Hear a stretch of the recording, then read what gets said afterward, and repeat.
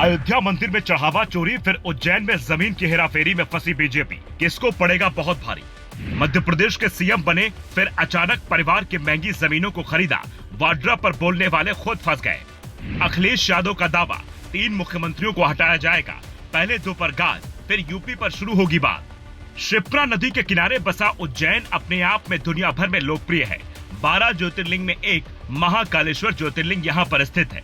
यहाँ की जमीनों की कीमत करोड़ों में होती है। मुख्यमंत्री मोहन यादव उज्जैन से ही 5 बार विधायक बने और फिर बीजेपी ने उन्हें सीएम बनाया। मीडिया रिपोर्ट में दावा किया गया कि मोहन यादव और उनके परिवार ने कई महंगी जमीनें पिछले 2 साल में खरीदी हैं। ये बात सच है कि उनके सीएम बनने से पहले भी परिवार के लोग रियल एस्टेट का काम करते थे, लेकिन सीएम बनने के बाद जो रफ्तार और जमीनों की चॉइस है वो सवालों के घेरे में है।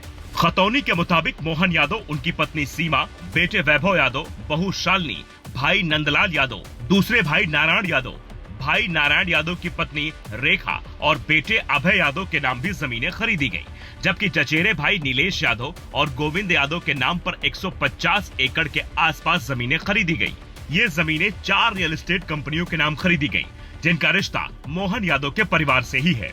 दावा किया गया है कि जहां से हाईवे या कोई बड़ी सरकारी योजनाएं आने वाली थी, वहां जमीनें खरीदी गई, यानी टेंडर से पहले जानकारी होने पर कौड़ी के दाम पर जमीनें खरीदी गईं, जो कुछ दिनों बाद लग्जरी जमीन में बदल जाती हैं। ठीक ऐसा ही किया था प्रियंका गांधी के पति रॉबर्ट वाड्रा ने, जिस पर बीजेपी आज तक हंगामा काटती है। हालांकि अब बीजेपी खुद सवालों के घेरे में है। मुख्यमंत्री बनने के बाद से ही मोहन यादव से मीडिया जमीनों के कारोबार पर सवाल पूछती रही, लेकिन वो हमेशा सादगी से सवालों को टालते रहे। लेकिन चौंकाने वाली बात यह है कि अखिलेश यादव दावा करते हैं कि बीजेपी फंसाने वाली होती है तो पहले बदनाम करती है। वो मोहन यादव का समर्थन करते हैं और कहते हैं कि उनके परिवार का पुराना कारोबार है। सीएम बनने के पहले तक उनके परिवार या करीबियों के नाम पर सिर्फ 168 एकड़ जमीन थी, जो अब 345 एकड़ हो जाती है। जो जमीन लिखवाई गई वो सिर्फ जमीन नहीं है, क्योंकि वहां से ऐसी योजनाएं सरकार ने जारी की हैं कि कीमत सोने से भी ज्यादा हो गई। मोहन यादव देश के सबसे पढ़े लिखे मुख्यमंत्रियों में शामिल हैं, लेकिन अब देश उनसे सवाल पूछ रहा है, क्या वो किसी भी सवाल का जवाब देंगे। इंडियन एक्सप्रेस अपनी रिपोर्ट में यह भी दावा करता है कि उनके परिवार को घसीटना सही नहीं है, क्योंकि रियल एस्टेट कंपनी ने यह जमीन खरीदी है। हालांकि सवाल खड़ा किया जा रहा है, अगर कोई जमीन ऐसी है जिस पर कोई सरकारी योजनाएं आने वाली थी, उसकी जानकारी रियल एस्टेट कंपनी को किसने दी? क्या फायदा पहुंचाने की कोशिश नहीं है? उज्जैन उन शहरों में शामिल है जहां महाकुंभ और कुंभ भी लगता है। वहां एक इंच जमीन की कीमत है। 13 दिसंबर 2023 को डॉक्टर मोहन यादव मुख्यमंत्री पद की शपथ लेते हैं।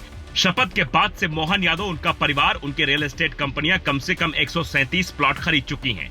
ये प्लॉट उन हिस्सों में है जो शहरीकरण का सबसे ज्यादा फायदा मिलता है। कितनी जमीनें खरीदी गई, कितनी बेची और कितनी को खरीदने के बाद विकसित किया गया, ये है इंडियन एक्सप्रेस के एसोसिएट एडिटर जय मजूमदार, जिन्होंने खुलासा किया कि वो इंटरव्यू में दावा करते हैं कि कोई कुछ बोलने को तैयार नहीं था। थोड़ा डर का माहौल था। 1-2 बार तो वो बंद कमरे में गए तो बाहर से कमरा बंद कर दिया गया। अगर सब कुछ सही है तो फिर ऐसा क्यों किया गया होगा? एक रिपोर्टर को कमरे में बंद क्यों किया गया होगा? उज्जैन उन शहरों में शामिल है जहां न सिर्फ राज्य सरकार बल्कि केंद्र सरकार भी निवेश कर रही है। उज्जैन में मोदी सरकार ने कॉरिडोर भी बनवाया था।